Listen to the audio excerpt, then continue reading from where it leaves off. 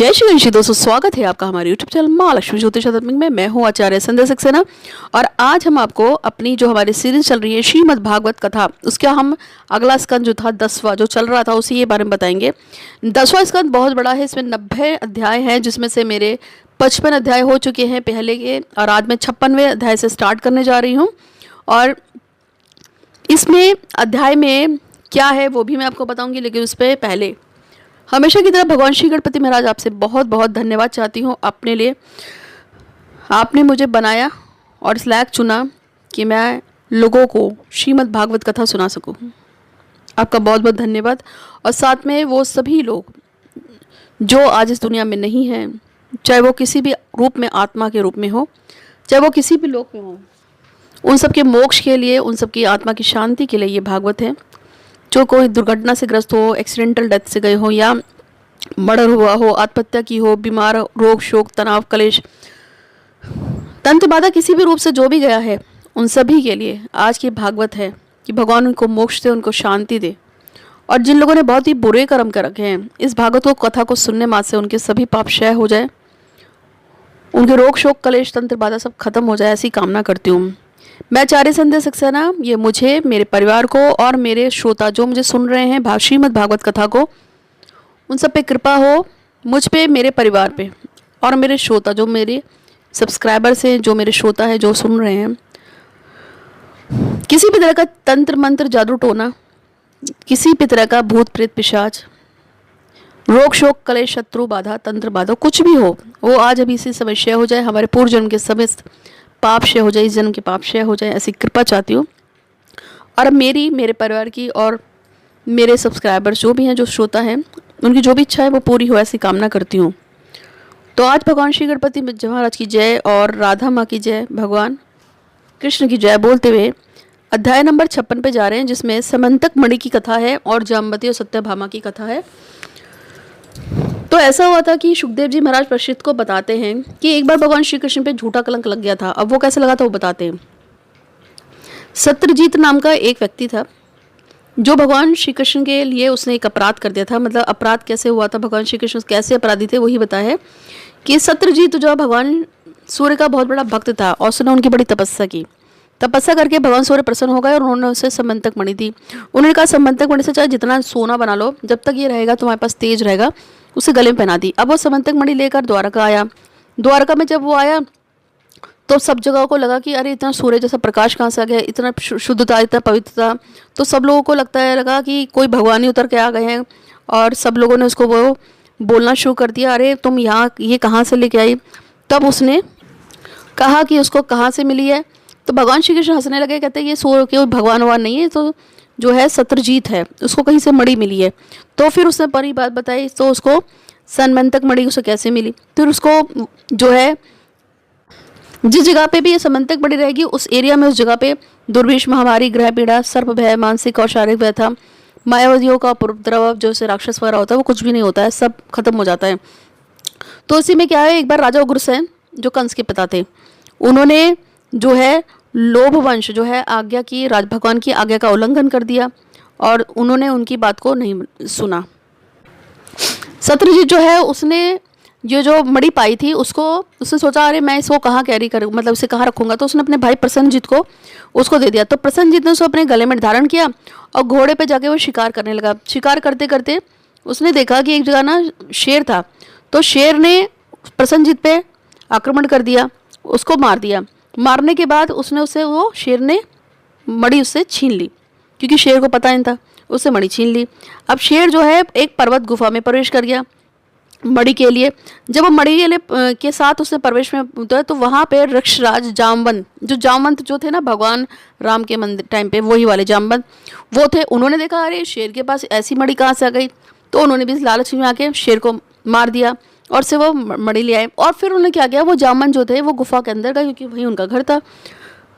तो उन्होंने वहाँ पे अपना जो उनका बच्चा था वो पालना में खेल रहा था, उसके गले में वो पहना दी और उसको खेलने के लिए दे दी। तो जब प्रसन्नजीत का जो नहीं लौटा तो सत्यजीत को बड़ा दुख हुआ। वो सोचने लगा कि मेरा भाई पता नहीं कहाँ चला गया। तो उसको ना लगा कि कहीं ऐसा तो नहीं श्री कृष्ण ने मणि चोरी करने के बहाने जो है मेरे भाई प्रसन्नजीत को मार दिया और उससे मणि ले लियो और इस तरह से भगवान को कलंक लग गया। अब जब सब जगह प्रसेनजीत को ढूंढा, नहीं मिला, तो देखा तो एक शेर के निशान मिले। शेर को ढूंढते हुए ऋषिराज की जब गुफा में गए तो देखा तो एक मणि जो है एक बच्चा पहना हुआ है और खेल रहा है। तो भगवान तो वैसे भी सब कुछ अंतर्यामी है, वो समझ गए। तो तभी जामवंत आ गया। जामवंत ने एकदम से भगवान को मारना कोशिश की, तो भगवान ने जैसे ही वो समझ गए, भगवान ने उसको दर्शन दे दिए, क्योंकि आपको पता है पूर्व जन्म में वो राम थे। तो उसको अपने किए पे बड़ा पछतावा हुआ और उसने जो है भगवान से माफ़ी मांगी और कहने लगा कि भगवान बड़ी गलती हो गई। लेकिन उससे पहले जामवंत ने भगवान से झगड़ा भी किया। 28 दिन तक लड़ाई झगड़ा हुआ था और उसके बाद जब उसे ये बात का ज्ञान हुआ कि ये तो स्वयं जो है प्रभु ही आ गए हैं श्री कृष्ण के रूप में, तब उससे प्रभु से माफ़ी मांगी। तो फिर जामवंत ने क्या किया, जो जामवंत था उसने उसकी जो पुत्री थी उसका नाम था जामवंती, उसने अपनी पुत्री जामवती का विवाह जो है भगवान श्री कृष्ण को करा दिया और साथ में एक मणि भी दे दी। अब वो जब मणि लेकर आए तो चूंकि भगवान गुफा के अंदर थे, 28 दिन से ज़्यादा हो गए थे, अब लोगों को लगा कि भगवान तो गए, तो उन्होंने गुफा का दरवाजा बंद निकल कर दिया और सारे लोग द्वारका लौट आए। और वहाँ पे सब लोग रो रहे हैं बैठ के, देवकी, रुक्मिणी, वासुदेव, सब लोगों को पता चला कि भगवान नहीं निकले हैं। फिर उन्होंने सत्यजीत को बुरा भला कहा कि भाई तेरे वैसे जो है भगवान को ऐसी स्थिति हो गई, मतलब कृष्ण जी को, और वो लौट के नहीं आए। तब क्या हुआ, फिर भगवान कृष्ण आए और वो उनके साथ उनकी नई पत्नी आई जामवंती। फिर भगवान ने सारी कथा सुनाई।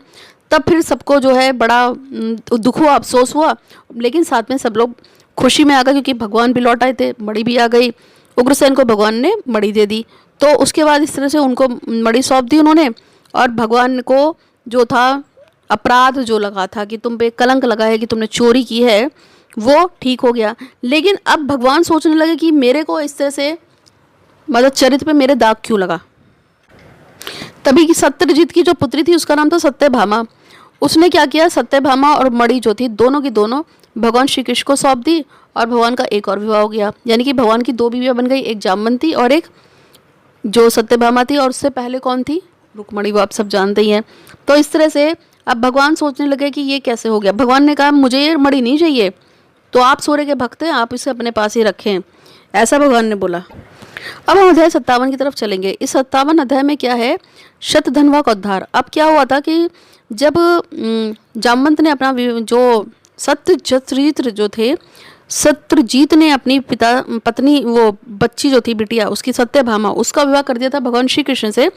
तो ऐसे में शतधन्वा नाम का एक राजा था, वो चिढ़ गए, वो बहुत ही पापी था और उसके मन में ये आया कि क्योंकि सत्यजीत की पुत्री से वो शादी करना चाहता था सत्यभामा से, और उसको लगा कि मेरी तो बेइज्जती हो गई क्योंकि मैं तो विवाह के लिए मांगने गया था कि मेरा विवाह सत्यभामा से कर दो, तुम मुझे तो मना कर दिया।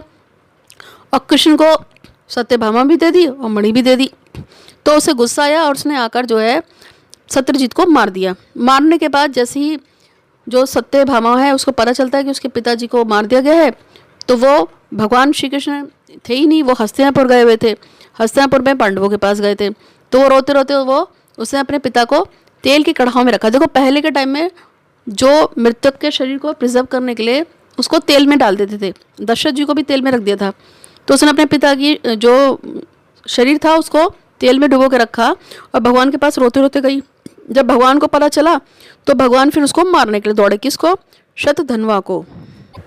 अब शतधर्मा है वो डर गया, उसने सोचा कि आज तो गए। तो उसने कृतवर्मा नाम के एक राजा थे, अक्रूर से सबसे प्रार्थना की भैया बचा लो, मगर किसी ने भी उसकी कोई मदद नहीं की। और अंत में कृष्ण भगवान ने और बलराम ने जो है उसको सत्यजीत को मारने के लिए जो ये जो था शतधन्वा उसको मृत्युलोक पहुंचा दिया। लेकिन उसके पास मणि नहीं मिली क्योंकि उसने मणि को भी वहाँ से चुरा रखा था। अब वो लोग सोचने लगे कि ये मणि कहाँ गई। और उसके बाद जो अक्रूर जी थे उनके पास श्री कृष्ण जी पहुँचे और उन्होंने उनसे बोला कि मैं आपसे प्रार्थना करता हूँ कि यदि आप जो है सम्यक मणि के बारे में कुछ भी जानते हैं तो आप मुझे बता दीजिए। भगवान की काफ़ी विनय अनुनय करने के बाद उन्होंने वो मणि जो थी उनको लौटा दी और उनके हाथ में दे दी। परंतु प्रभु ने उसको अपने हाथ में लेने के बाद कहा कि अब जो मेरे पर कलंक था कि मैंने इस मणि को चोरी किया है, वो कलंक धुल गया क्योंकि ये मणि मेरे पास नहीं थी, अक्रूर जी के पास थी और मैं इस मणि को रखने में असमर्थ हूँ। इसलिए अक्रूर जी मैं ये मणि आपको वापस करता हूँ। और उन्होंने वापस अक्रूर जी को ही वो मणि दे दी। अगले 58 में हम लोग पढ़ते हैं, इससे भगवान ने बहुत सारे विवाह किए और उन्होंने जो है उनके और जो विवाह थे उनके बारे में बताया गया हुआ है। भगवान कृष्ण ने कुल मिला के 8 स्त्रियों से विवाह किया था, जिसमें पहली थी रुक्मणी, दूसरे नंबर पे जामवंती, तीसरे नंबर सत्यभामा, चौथे नंबर पे कालिंदी जो कि भगवान सूर्य की पुत्री थी, और फिर मित्रबिंदा, सत्या, भद्रा और लक्ष्मणा। इस तरह से भगवान ने 4 स्त्रियों से विवाह किया था। इसमें एक नग्नजीत राजा थे जिनकी पुत्री थी सत्या, जिसका विवाह भगवान के साथ हुआ था, और उनकी एक बुआ जो थी वो शुद्ध कीर्ति केकई देश में ब्याही थी, जिनकी पुत्री का नाम था भद्रा, उन्होंने उनसे भी विवाह किया था। और एक थे मध्य प्रदेश के राजा की कन्या जिसका नाम था लक्ष्मणा, उनसे भी उन्होंने विवाह किया था। अब हम अगले अध्याय की तरफ पढ़ते हैं जो अध्याय नंबर 59 है, यानी 59 नंबर का है, जिसमें भौमासार नाम का एक असुर था जिसने बहुत सारी कन्याओं को बंदी बना लिखा था, और वो उन बंदियों स्त्रियों को अपने साथ रखता था। वो सभी राजकन्याएं थी और उनको अलग अलग जगहों से उठाया गया था। भौमासुर ने वरुण, अदिति, मेरु पर्वत में जो भी देवियां रहती थी उनको उठा लिया था, और उसके वहाँ बहुत सारी लड़कियां जो थी स्त्रियां रखी हुई थी। भगवान श्री कृष्ण ने आकर उसका नाश किया और उसको मार दिया। और वो जब उनकी हत्या उन्होंने करी और जब भौमासुर की मृत्यु हो गई, तो भगवान श्री कृष्ण ने जब उसके महल के अंदर प्रवेश किया तो उसने देखा कि बलपूर्वक उसने 16,000 सुंदर राजकुमारियों को बंधक बना रखा था अपनी पत्नी के रूप में। उसके मर जाने के बाद जो है सभी स्त्रियों ने बोला कि हे प्रभु, जो उनका पति था भले ही वो राक्षस था, अब उसकी मृत्यु हो चुकी है, अतः अब उनका उद्धार कौन करेगा। तब उन सभी स्त्रियों ने संयुक्त रूप से भगवान को अपने पति के रूप में स्वीकार किया, और तब भगवान ने 16,000 पटरानियाँ, यानी कि उनकी मेन रानियाँ 8 थी और ये 16,000 उनकी पटरानियाँ थी जिनको स्वीकार किया। अध्याय 60 में देखते हैं कि रुक्मणी जो है भगवान श्री कृष्ण जी के साथ संवाद करती हैं, और भगवान श्री कृष्ण कहती हैं कि आप हमेशा ही संसार के काम में व्यस्त रहते हैं, आप कभी किसी दैत्य को मारते हैं, कभी किसी को बंधक बना के छुड़वाते हैं, आपकी बहुत सारी पटनारियाँ भी है। तो ऐसे में भगवान श्री कृष्ण जो है वो कहती हैं कि अब मेरे को ऐसा लगता है कि आप मुझसे दूर हो रहे हैं। तो भगवान कृष्ण उनको हाथ पकड़ के आलिंगन करते हैं और उनसे कहते हैं कि तुम हमेशा से ही मेरी सहचरी हो और तुम मेरी पहली पत्नी हो, मैं तुम्हें कभी भी छोड़ नहीं सकता हूँ। इस तरह से अलग अलग रूपों में भगवान से उनकी बातें होती हैं, और बहुत कुछ वो कहती हैं कि आप तुम सुंदर हो, गुणवती हो और रूपवती हो, और मेरी पत्नी के रूप में हो, मैं तुम्हें साथ हमेशा रहूँगा। अध्याय नंबर 61 में हम जानते हैं कि भगवान को कितनी संतानें हुई।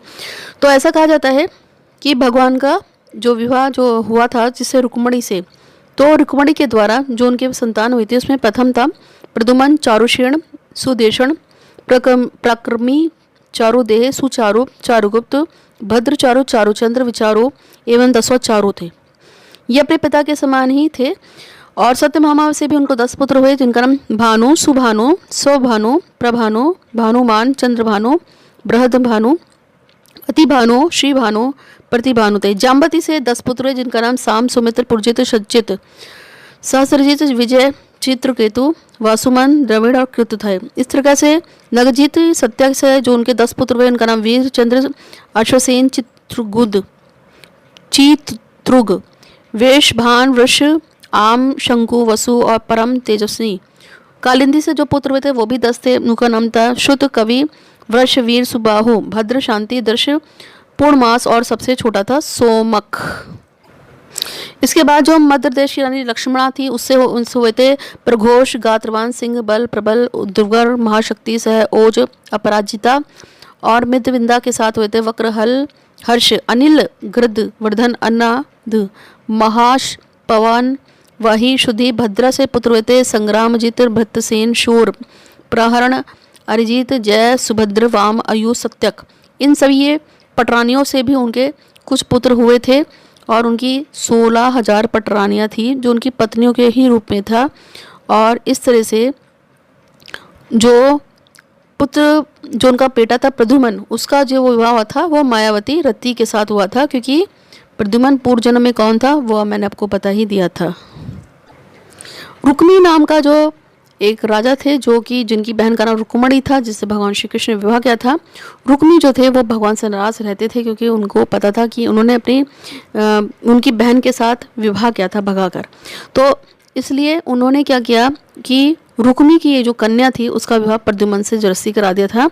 एक दिन क्या हुआ कि रुक्मी जो है वो जिनका जो भगवान श्री कृष्ण को पसंद नहीं करते थे, वो बलराम जी के साथ चौसर खेल रहे थे और उनका बलराम भगवान से चौसर खेलते समय किसी बात पे वाद विवाद हुआ और जिसके कारण उन्होंने वहीं पे रुक्मिणी की हत्या कर दी।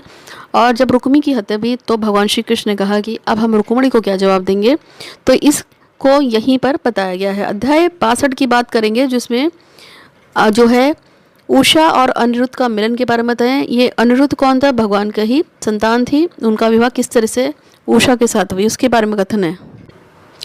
राजा बलि जो थे, जिनके बारे में आपने सुना था, जिन्होंने वामन को अपनी पूरी धरती दान की थी, उन्हीं का एक पुत्र था जिसका नाम था सबसे बड़ा बाणासुर। बाणासुर की जो पत्नी थी उसका नाम उषा था, जो मोहिनी थी और मोहिनी विद्या को जानती थी। एक दिन वो सो रही थी, सपने में उसने देखा कि भगवान श्री कृष्ण का जो पुत्र का बेटा प्रद्युम्न का जो पुत्र था, जिसका नाम अनिरुद्ध था, उसको देखा और उसने बोला कि इतना सुंदर पुरुष कौन है, और वो उससे विवाह करना चाहती थी। वो स्वप्न में देखे हुए लड़के के बारे में सोचने लगी कि मैंने स्वप्न में किस सुंदर राजकुमार को देखा, वो कौन है, मैं उससे विवाह करना चाहती हूँ। और इसके चक्कर में उसने जो है चित्रलेखा नाम की अपनी दासी को बुलाया। चित्रलेखा जो किसी का भी हूबहू चित्र बना देती थी, तो उसने उनसे कहा कि मुझे चित्र बना के दो, सपने में मैंने जिस पुरुष को देखा है मैं उसे चाहती हूँ। तो उन्होंने सभी देवता, गंधर्व, किन्नर के, सभी के, यक्ष के, सभी के चित्र बना दिए। और अंत में उसने जैसे ही अनिरुद्ध का चित्र बनाया तो चित्र उसको देखते ही वो बोली कि इसी पुरुष को मैंने सपने में देखा था। चित्रलेखा योगिनी थी, अतः उसने द्वारका जाकर भगवान श्री कृष्ण का जो पौत्र था अनिरुद्ध, उसको उठा लिया और उठा के वो वापस उसको लेकर आ गई। उषा जो है वो अनिरुद्ध जी को अपने जो है कमरे के अंदर ले आती है और उसके बाद उसका जो महल था उसमें कोई भी नहीं जान पाता है कि वहाँ पे भगवान श्री कृष्ण के जो परपोते थे अनिरुद्ध वहाँ पर बैठे हुए, जो पुत्र थे, तो वो यहाँ पे सब लोग जो है प्रद्युम्न को ढूंढ रहे होते हैं। वहाँ पे बाणासुर को पता चलता है कि उनकी कन्या उषा के कमरे में कोई अजनबी पुरुष आके रह रहा है। उन्होंने अनिरुद्ध को बांध लिया और बांधने के बाद उसको कैद कर लिया। जैसे ही उषा को पता चलता है कि उसके पिता बाणासुर ने अनिरुद्ध को बांध लिया है, वो रोने लगती है। और जब भगवान श्री कृष्ण को पता चलता है कि उनका जो प्रपोत्र है जो है प्रद्युम्न, वो उसको उस प्रद्युम्न का पुत्र अनिरुद्ध, तो अनिरुद्ध को जो है बाणासुर ने बांध लिया है और तो वो उनसे जाके लड़ाई करते हैं। और लड़ने के बाद वो अपने पुत्र के प्रद्युम्न के जो पुत्र था अनिरुद्ध, उसको वहाँ से छुड़ा के ले आते हैं। इस युद्ध में भगवान जो शंकर जी हैं, प्रभु शंकर, शंभु उनका जो पुत्र थे कार्तिकेय भी उनकी मदद करते हैं। जब बाणासुर का अंत समय पास आ गया था तो बाणासुर के जो पर पिता थे यानी परदादा थे, जिनका नाम था दैत्यराज प्रहलाद। ये प्रहलाद वही थे जिन्होंने भगवान श्री हरिविष्णु की कथा की थी और नारायण नारायण का जाप किया था, जो हिरण्यकशिप के पुत्र थे। तो जैसे ही उनकी पता चलता है तो भगवान शिव शंभु जो है इस युद्ध को रोककर बाणासुर को कहते हैं कि तुम अपनी पुत्री का विवाह, क्योंकि भगवान शंकर उन्हें जिंदा कर देते हैं, अभिदान दे देते हैं, और बाणासुर को कहते हैं कि तुम अपनी पुत्री उषा का विवाह अनिरुद्ध के साथ कर दो। इस तरह से उन दोनों का विवाह हो जाता है।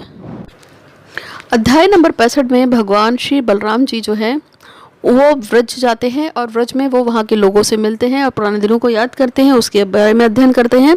और अब हम अध्याय नंबर 66 की तरफ चलेंगे। राधा रानी की जय हो, भगवान श्री कृष्ण महाराज की जय हो।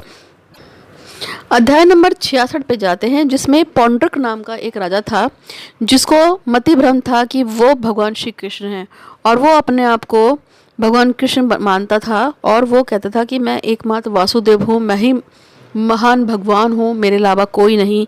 और वो उसकी मति को देखकर सभी लोग हंसते हैं और उसका मजाक बनाते हैं।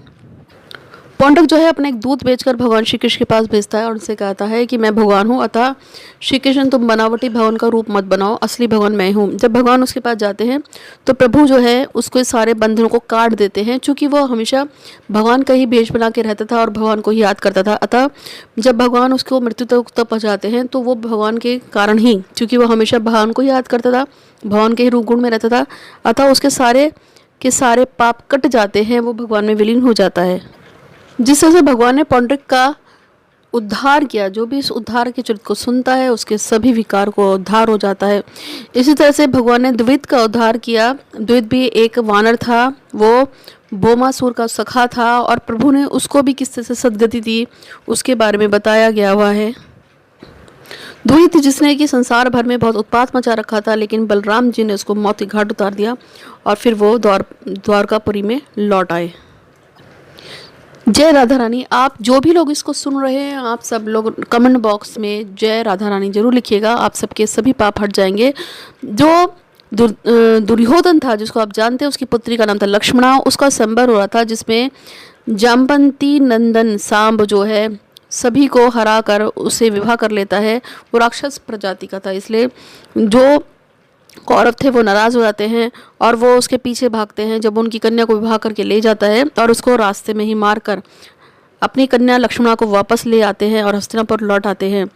जब नारद जी जो है ये समाचार यदुवंशियों को बताते हैं तो राजा उग्रसेन, जो कि नाना थे किसके, भगवान श्री कृष्ण के, वो जो है बलराम जी को बोलते हैं और सभी यदुवंशियों को बोलते हैं कि चलो अब हम उसके पास चलते हैं। और वो सारे के सारे चल पड़ते हैं कौरवों पर चढ़ाई करने के लिए, यानी लड़ाई करने के लिए। इस लड़ाई में बलराम जी को बहुत ही क्रोध आया हस्तिनापुर पे और कौरवों पे। उन्होंने अपना जो हल था उसे निकाला और उससे पूरा का पूरा हस्तिनापुर खोद लिया और खोद के वो उसको खींच कर गंगा जी में डुबोना चाहते थे पूरे के पूरे हस्तिनापुर को। आप सोच सकते हैं कि बलराम जी में कितनी शक्ति रही होगी कि उन्होंने पूरा का पूरा हस्तिनापुर, एक पूरा का पूरा राज्य, एक पूरा का पूरा देश को अपने हल के साथ खोद लिया। हस्तिनापुर कांपने लगी, कौरवों भी बह के मारे डर गए कि हम सब गंगा जी में गिर जाएंगे। तब लक्ष्मणा के साथ उस सांब जो था जिसको वो लेके आ गए थे और तब बलराम जी की सब शरण में गए और सांब को चूंकि जिला दिया गया था तो सांब को आगे गया गया और लक्ष्मण तो बलराम जी की शरण में आके उन्होंने उनसे प्रार्थना करी और तब लक्ष्मणा का विवाह सांब के साथ सब लोगों ने मिलकर करा दिया। और जो भी उन सबको लेके भगवान जो अपने साथ हस्तिनापुर उनको ले आए बलराम जी, और इस तरह से ये कथा यहाँ पर पूरी हो जाती है। अब हम अध्याय 59 की तरफ चलते हैं, जिसमें बहुत हास्यप्रद है कि देव नारद जी जो नारद भगवान है वो सोचते हैं कि उनके भगवान श्री हरि विष्णु ने भगवान श्री कृष्ण का रूप लिया, 16,000 लड़कियों से शादी भी कर ली और उसके अलावा उन्होंने 8 अपनी जो उनकी मेन पत्नियां थी उनसे भी शादी कर ली।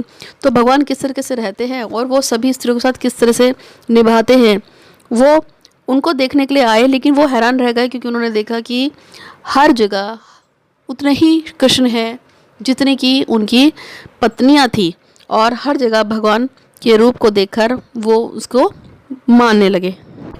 वो जिस जिस कमरे में जाते थे उस कमरे में उनकी अलग अलग पत्नियों के साथ वो भगवान श्री कृष्ण को बैठे देखते थे। भगवान की माया को मान गए और वो जान गए कि ये हर्षि हरि विष्णु हैं और उन्होंने भगवान को प्रणाम किया।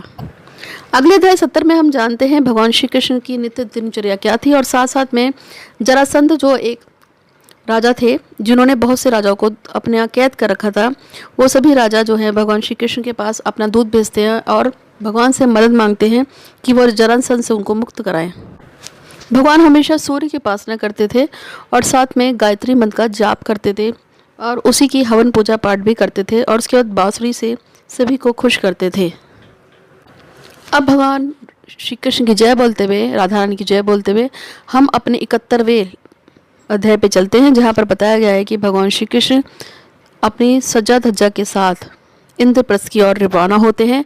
इंद्रप्रस्थ वही है जहाँ पे सारे पांडव रहते हैं। जब वो इंद्रप्रस्थ आते हैं तो वो अपनी सभी पत्नियों को ले जाते हैं, अपने सभी पुत्रों को ले जाते हैं, अपनी चतुरंगी सेना को ले जाते हैं, पैदल, हाथी, घोड़, नगाड़े, शंख सबको लेके जाते हैं। अब हम अध्याय 72 की तरफ चलते हैं, जहाँ पर जो पांडव होते हैं वो राजा सूर्य का यज्ञ करते हैं और उसका आयोजन करते हैं और इसी में हम जरासंध के उद्धार यानी कि उसकी मृत्यु के बारे में सुनते हैं।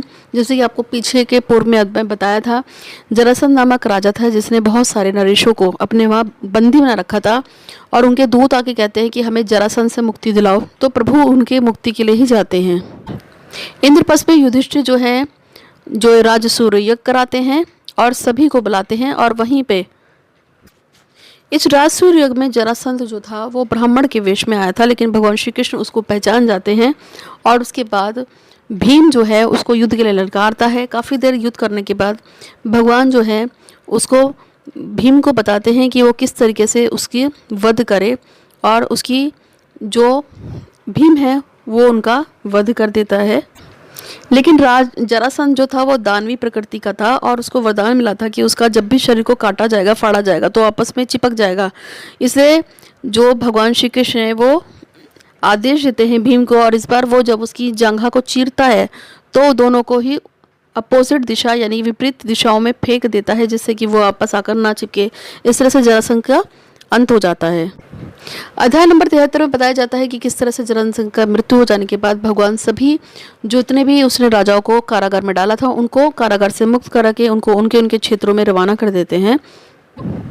अध्याय 74 जिसमें भगवान जो है जरासंध के बाद जो है अगर पूजा करते हैं और फिर अगली बार जो है शिशुपाल नामक राक्षस देवी प्रकृति जो कि पूर्व जन्म में जय विजय के नाम से था उसकी भी मृत्यु का कारण बनते हैं और उसका उद्धार करते हैं। ये शिशुपाल कोई और नहीं बल्कि पूर्व जन्म में भगवान का पार्षद था, जय विजय उनमें से एक था, और प्रभु इसको भी अपने मृत्यु के बाद अपने अंदर विलय कर लेते हैं।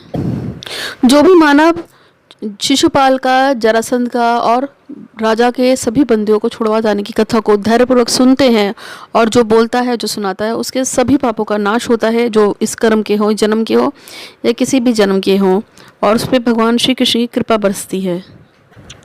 अगले अध्याय में हम जानते हैं कि किस तरह से राजस्व यज्ञ को पूरा किया जाता है, लेकिन साथ साथ में जो दुर्योधन था उसका द्रौपदी अपमान कर देती है, वो उसको अंधे का पुत्र अंध का कह देती है, क्योंकि इंद्रप्रस्थ जो है वो बहुत ही खूबसूरत बना था, बहुत ही जहाँ पे जल था वहाँ पे धरती का पता महसूस होता है, जहाँ धरती थी वहाँ जल का महसूस होता है, और वो बहुत ही मायावी भवन था जिसमें जाकर दुर्योधन को थोड़ा सा पता नहीं चलता है, और दुर्योधन का आसक्त चित्र है उसे जलन भी होता है। जल और स्थल के भ्रमर में पड़ने के कारण दुर्योधन गिर जाता है, और तब जो द्रौपदी थी वो उसका अपमान कर देती है और उसको अंधे का पुत्र अंधा कह देती है, जिससे वो नाराज होता है और वो उसी समय प्रतिज्ञा लेता है कि वो द्रौपदी को इस चीज़ का बदला लेगा। अध्याय नंबर 76 में हम पढ़ते हैं कि शाल्वा के साथ वो जो यादव वंशी जो थे उनका युद्ध होता है, और इस तरह से बहुत सारे देवी दानव थे, राक्षस थे, यक्ष थे, गंधर्व थे, जिनके साथ यादवों ने युद्ध किया भगवान श्री कृष्ण के जो भी वंशज थे।